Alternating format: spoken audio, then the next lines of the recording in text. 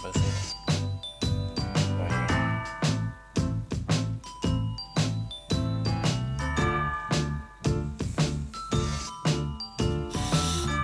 3%น่าจะไหว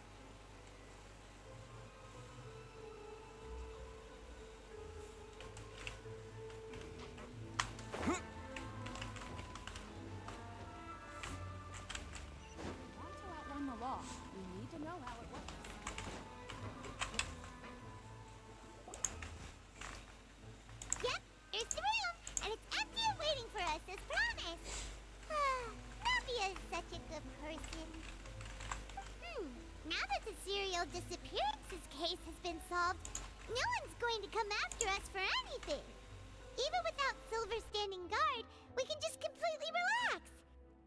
Why don't we stay and rest up here for a while? Even machines in Fontaine need to stop and recharge now and then.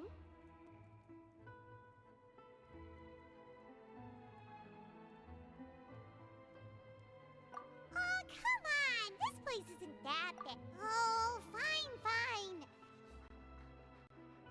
Remember that detective story Paimon read before?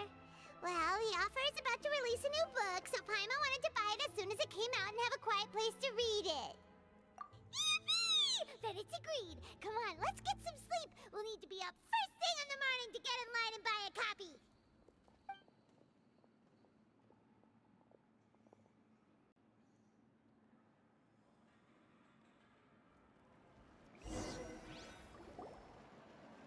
Paimon didn't expect that style at all. No! Paimon just spends a bit more time sleeping than you, that's all. Excuse me, but do you know if the Traveler and Paimon are lodging here? Huh? Who are you? Paimon doesn't recall seeing you before. Wait, you're not here to give us trouble, are you? A blonde Traveler and a chatty little... Hey, what do you mean by chatty? Paimon's always careful not to talk too much. Most of the time, anyway. It's an honor to meet you both. I was sent from the Palais Mermonia. Monsieur Nourilette wishes to see you. It seems he has something important to discuss in person. Nourilette? He wants to see us again already? Huh. We talked so much the last time we met. Has something happened since then? I am not privy to the details. It would be best if you came to the Palais Mermonia and asked... If you say so, but... Now that I've delivered the message, I'll take my leave. Thanks! We haven't left the room for a few days, so we'll head over once we've freshened up a bit.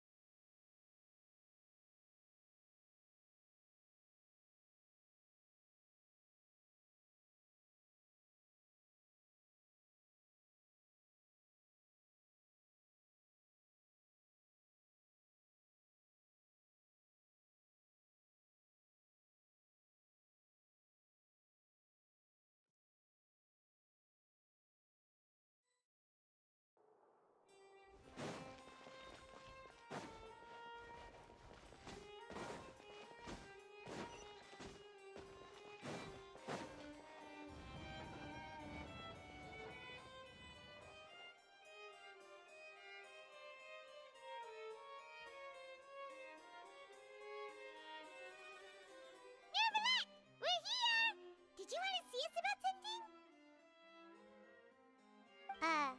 Huh? Why were you just standing there? You daydreaming or thinking something over? Yes, I did send someone to fetch you. But as for what I'd like to discuss next, well, I still have some reservations. Given that we've already made the trip here, you should just tell us. Bet you need us to help you with something, right? I do indeed have something I'd like to ask you to do. However, you should wait until after I tell you the details, then decide for yourselves whether you'd like to help or not. The situation is this. If I'm understanding you correctly, the Snezhnayan harbinger known as the Knave has essentially requested a diplomatic meeting with you, correct? I heard that she was originally from Fontaine, But for her to suddenly arrive here and abruptly request such a meeting like this, I sincerely advise you to refuse her invitation outright. I'm sure you're aware that her purpose is most likely related to Child's recent predicament. We convicted one of the Snezhnayan harbingers in a court of law, but we have yet to provide any form of detailed report on the matter. This does indeed provide an opportunity for Snezhnaya to put pressure on us. I believe we should adopt an evasive stance until we can provide a proper explanation and have a preliminary plan on how to deal with the matter. No, we shouldn't. I think we should agree to the meeting. Oh? Well, you see, we are the ones that owe an explanation. If we keep putting off the meeting, it could easily result in the problem escalating. It's like a fight between two friends. If they don't agree to see each other and talk in person, isn't it possible that the friendship could end entirely? Though diplomatic relations between Fontaine and Snezhnaya could be considered as friendly, it is only superficially so. You wouldn't go so far as to say that our nations are friends, as you did in your example. It was just an analogy. Moreover, even if we were to talk in person, if we don't have sufficient information prepared, it is quite possible the result wouldn't be restored relations, but a complete falling out. I don't think we should overthink those possibilities yet. Even if the logic of the divine... Besides, you'll be at the meeting. If any problems do pop up, you'll have no problem navigating them. I must clarify that interacting and communicating with people outside of court is not my cup of tea. It seems you think too much of me. But more importantly, when did I agree to join the meeting with you? You mean you won't come? No, that won't do. I can't go to the meeting alone. You have to accompany me. I must take you with me. Lady Farina, could there be something else regarding this matter that is being kept from me? No, not at all. Look, I am the Hydro-Archon of Fontaine, Focalor, the god of justice who is loved and adored by many. So I only hope that justice will be served in this matter. Don't overthink it. I'll go find someone to arrange the meeting.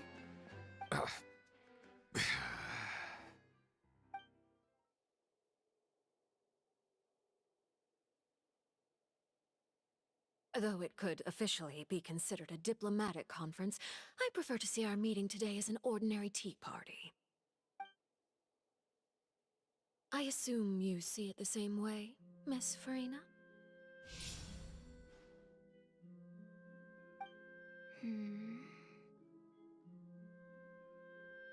Lady Farina? Yes, that's right. Just like you said, a tea party. I should thank you for providing the pastries. They look delectable. To make this tea party even more lively, I've invited someone else to join us today. It's a pleasure to meet you, Monsieur Neuvillette. I was born in Fontaine, so naturally, there's no need to introduce the nation's revered Eudex to me. Hello. The pleasure is also mine. First, I would like to thank the two of you. I'm often away on business outside of Fontaine, and I'm told that the children of the House of the Hearth have been well taken care of by you. Oh, I'm not referring to when my children, Linny and Lynette, were falsely accused by you. Please don't misunderstand.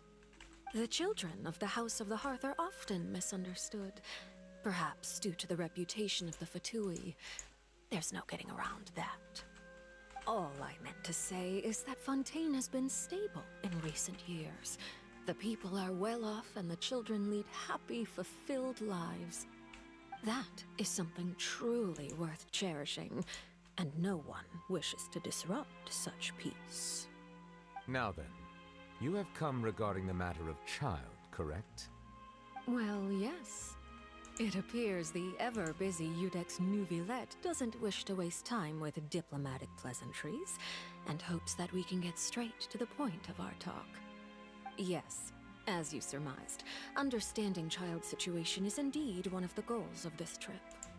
As we are both diplomats from Snezhnaya as well as Fatui Harbingers, Child and I have always been colleagues. Were anything to happen in Fontaine, each of us would serve as the other's attorney to resolve the issue. So now, in my capacity as his attorney, I request that Child be turned over to Snezhnaya. We have a responsibility to cooperate with Fontaine and resolve what has happened to him together. The rules governing attorneys only apply before a trial has concluded. Since a verdict has already been rendered, we see the case as settled. I apologize for being unable to grant your request. An outright refusal. Very well. I respect all the rules of Fontaine's courts, just as I respect you as Chief Justice. Okay, why don't we back up a step? You don't need to transfer Child to us. I only request to enter the fortress of Meripede to see Child and confirm his condition. It's not like you couldn't even manage to fulfill a simple request like that. Right, Miss Farina? About that. The fortress of Meripede has always been completely autonomous. Even we have no authority to interfere there, and diplomatic issues do not suffice as an excuse. However, if you absolutely must confirm the situation of the Harbinger, I have a proposal.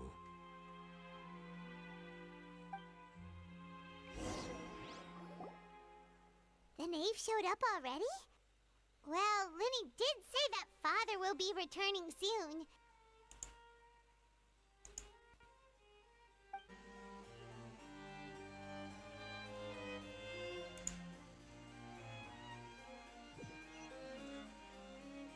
The knave showed up already?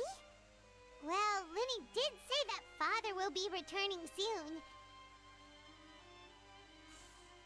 We didn't even know that Lenny was from the House of the Hearth at the time, so we kinda overlooked that information. Yes, thank you for your kind advice. I'm well aware of the situation. I also noticed that Lady Farina acts a little odd and unnatural whenever I bring up matters related to the knave. Could the knave be threatening Lady Farina or something? If that were the case, then why wouldn't Lady Farina inform me? And what means could the knave possibly have to twist the arm of an Archon?